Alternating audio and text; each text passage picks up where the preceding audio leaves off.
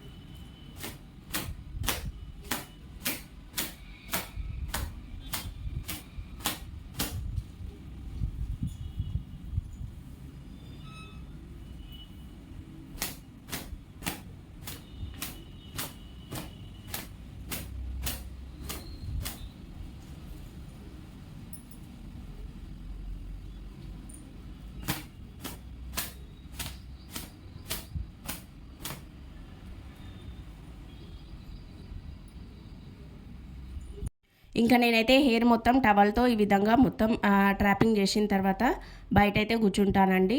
మా ఇంటి బాల్కనీలో మాత్రం ఎండ మాత్రం చాలా వస్తుంది మార్నింగ్ టైంలో. ఇంకా నేనైతే ఎప్పుడైనా హెడ్ బాత్ చేసినప్పుడు ఈ విధంగానే ఎండకైతే కూర్చొని హెయిర్ మొత్తం అయితే డ్రై చేసుకుంటానండి. ఎందుకంటే ఇలా చేసుకోవడం వల్ల డాండ్రఫ్ ఉన్నా సరేనండి, అది మొత్తం అయితే తొలగిపోతుందన్నమాట. ఇంకా నేను వచ్చేసి వాటిక హెయిర్ ఆయిల్, అదేవిధంగా వాటిక షాంపూ అనేది యూజ్ చేశానండి. సో మీరు మీ హెయిర్కి ఏ ఆయిల్ యూజ్ చేశారో నాకైతే ఖచ్చితంగా కామెంట్ చేయండి. నేనైతే చిన్నప్పటి నుంచి నాకైతే వాటిక అలవాటు అయిపోయింది, ఇంకా అదే యూజ్ చేశానండి.